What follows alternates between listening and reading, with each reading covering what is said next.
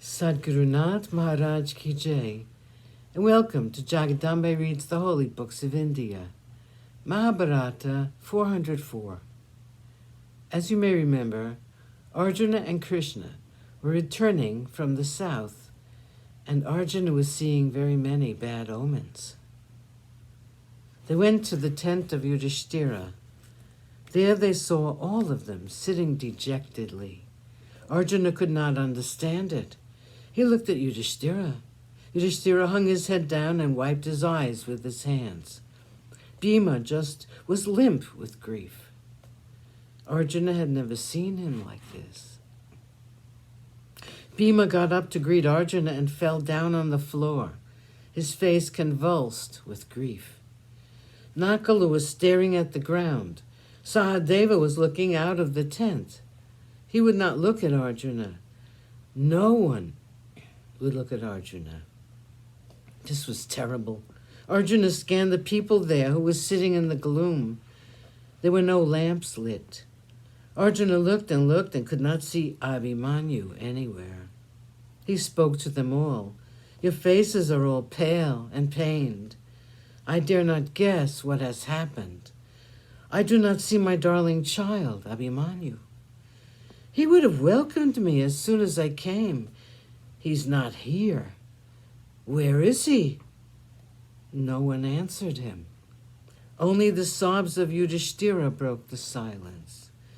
Arjuna tried not to guess the truth.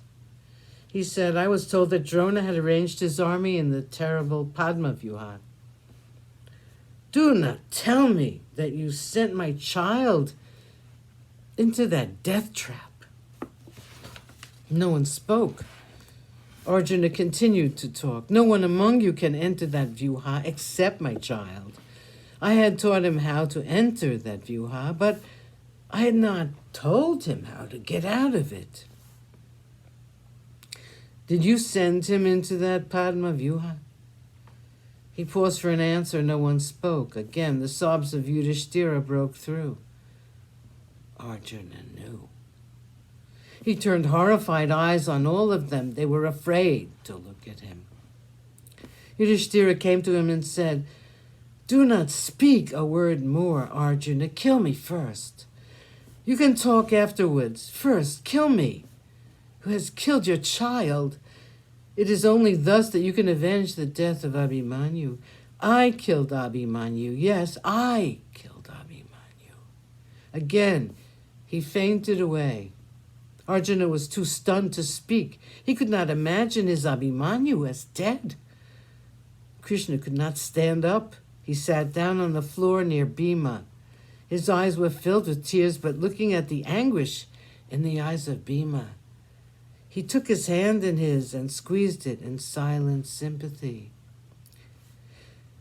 Bhima broke down. Arjuna had fainted. He got up and said, Tell me, someone, how did it happen?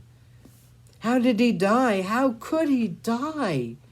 He was not taught how to get out of the Padma vyuha. He must have told you that. If he had been caught in it, he was sure to have been killed. Which man, prodded by fate, did dare to kill my son? How could he have had the courage to touch my son? How can I live after this? He was so brave and chivalrous, he would never attack first in a fight. He was the flower of chivalry. How could anyone have had the heart to kill him? I'm not able to believe it. Arjuna lamented the death of Abhimanyu for a long time.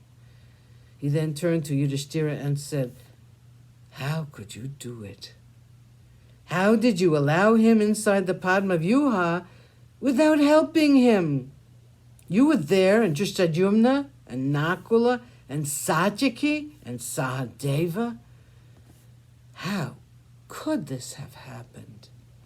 I cannot understand how anyone could kill Abhimanyu. Sadguru Nath Maharaj Ki Jai. Thank you for coming. I hope you come again.